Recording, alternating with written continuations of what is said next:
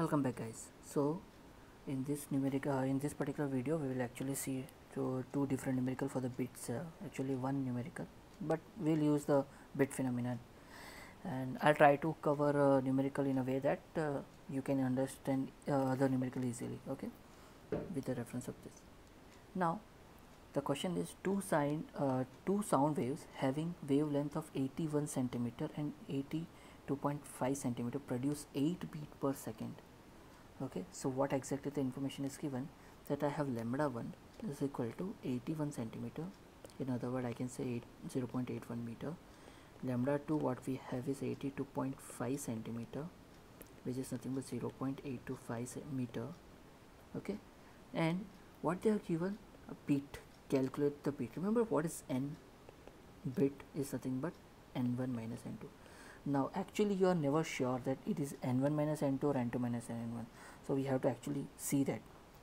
Okay, depends on the which wavelength is larger, it actually works in that way. So let's suppose here lambda 1, what do you see? Lambda 1 is what? Lambda 1 is less than lambda 2, correct? And lambda is what? Lambda is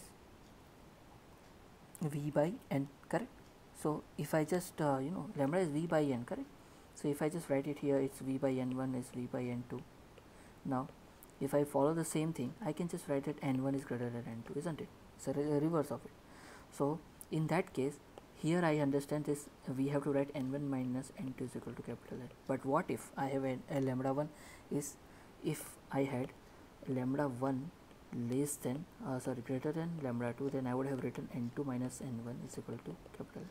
The reason behind that is we are actually trying to avoid the negative terms, okay, for the sake of the easy calculation. Now if this is the case, then I can just say, okay, this is n1 minus n2, the 8 bit per second is given. Okay, so this is the given 8 bits per second is given information. Now what is that we have to calculate? Velocity. So velocity divided by lambda 1 minus velocity divided by lambda 2 is equal to 8. So what is v? 1 by lambda 1 minus 1 by lambda 2 is equal to, right, I will just write capital N, so that later on when you do the numerical you can just substitute and get the answer. So here if you just simplify, it's lambda 2 minus lambda 1 divided by lambda 1 lambda 2 is equal to n. So you can simply calculate velocity as n into lambda 1 lambda 2 divided by lambda 2 minus lambda 1. Remember, if this is n1 minus n2, then this is lambda 2 minus lambda 1. If this is n2 minus n1, this will be lambda 1 minus lambda 2. So automatically minus will be taken care of. So if let's suppose you forget about this, then also it will be okay. So what is bit 8? Lambda 1 lambda 2 everything is given, 0.81 into 8, 0.825 divided by 0.825 minus 0.81. Please do the required calculation. Your answer should be approximately 340 plus. So let me just check, it is 356.4 meter per second. Okay, that's what we have. So please do the calculation for the thing. Now let's try to find this is the question I have taken because of the many of the time in exam they ask the sonometer question and they said okay, in that case calculate the frequency of the fork. This is something new, right? So let's try to do that. Okay, so okay, so sonometer has a wire 100 centimeter long. So what is the length of the sonometer? L1, let's say 100 centimeter. Now produces a resonance, means what do you mean by resonance? Frequency match हुआ है, correct, beat पे. So याद रखो with the tuning fork. Now while its length is decreased, याद है ऐसा ये तुम्हारे जो नॉच होते हैं तो हम ऐसे शिफ्ट करते जाते हैं, तो लेंथ कंटिन्यूसली डिक्रीज हो रहा है यहाँ पे, decrease increase depending on what measurement you are taking. So in that case what's happening, so what they are saying, the length is decreased by 10 centimeters, so new length is decreased by 10 centimeters, so 10 centimeters, so you can just say it's 90 centimeter in other way, correct? So this is 1 meter, correct, and this is 0.9 meter. Be very careful. Okay, now what is that they are asking? Find the frequency of the tuning fork. So let's suppose, what is the frequency formula? If I do it, the formula is simple, 1 upon 2L divided by T by M. Now taking the same condition, okay, because what I'm gonna do, as in sonometer we are not changing any cross section of the mass or anything, right? And whatever we are doing here, it is doing for the same mass, same tension actually. So you remember in before in the last video itself we actually proved this, that n1 by n2 is equal to L2 by L1. It's just a ratio, okay. So please recall this. And what do we need now? We actually want to calculate what is n1, okay. We want to calculate what is n1, fundamental frequency basically, okay. Now what is the information we have now, L2 and L1. So we can actually find what is n2 in terms of n1. So n2 is equal to, what is it, 10 by 9 n1, okay. n2 is equal to 10 by 9 because L1 is 10, and just we are rewriting the things, okay.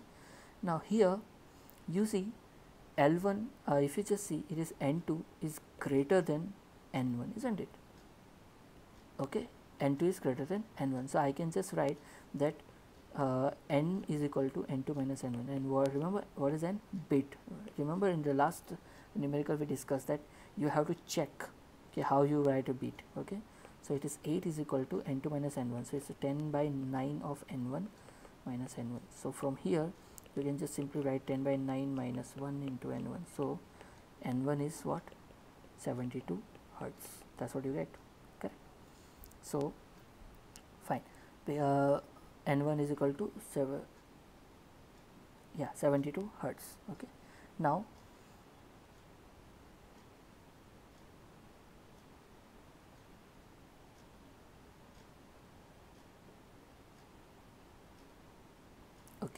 now with this we are actually done with this kind of numerical. I'm hoping that you actually understood the entire part, okay, because the chapter is not difficult. Chapter is not at all difficult. It is just that you have to understand it bit. So there's one more question coming in my mind about a linear density. I'll just explain it, okay. So a sonometer, I'll just write question, a sonometer of length, I'll just short the question, so please take care of it, 0.5 meter. So length diya is stretched by weight of 5 kg. So T is given, T is mg, so it is 5 kg, 5g, okay. The fundamental frequency of the vibration is n is given as 100 hertz. Now question is, they have asked that calculate the linear density of the wire. They have asked what is the linear density of the wire. So you have to calculate linear density of wire, okay. So hope you remember that how we calculate. If you don't remember, then try to recall what is the linear density of the wire, okay, because we have actually done the derivation of it. So let me just move to the calculation part. Now they have already given pretty much all the information. So if I just write n naught, or n, simply fundamental frequency formula, which we are using a lot. So it is 1 by 2 L square root of T by M, correct? Square root of T by M. Now we already have T. Remember this mass M, this mass is different than the mass here. This mass is for this particular mass. What do you see here is mass of the block, or you can say lumped mass. This is the mass of the string. There is a huge difference between both of them, okay. And actually we want to calculate that only. So what is n here? So n is already given 100 hertz. So I'll just simplify this before. So it is 2L n root of T by M. Now we have all the information here. So what we're going to do is we just want to calculate M, right? Linear density of the wire, mass per unit length, remember? So M is equal to, I can just say it is T divided by 4L square n square. How I did this? I just square it and rearrange it, okay. You will get this, okay. So now substitute all the information you have. So what are the information we have here? Okay, so T is 5G, okay. T is 5G, okay. So 5 into 10. I'll just write 10 as a 10 as a gravitational acceleration, divided by 4 into L square. What is length given? Length is 0.5 m square, Okay, what is the fundamental frequency is given in terms of hertz? 100 square.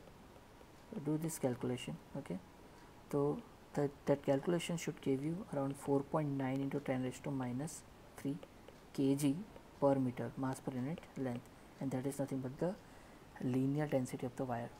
So hope you understood this part, and all the best for the UT. Okay, if you have any doubt, you can reach me out. Thank you.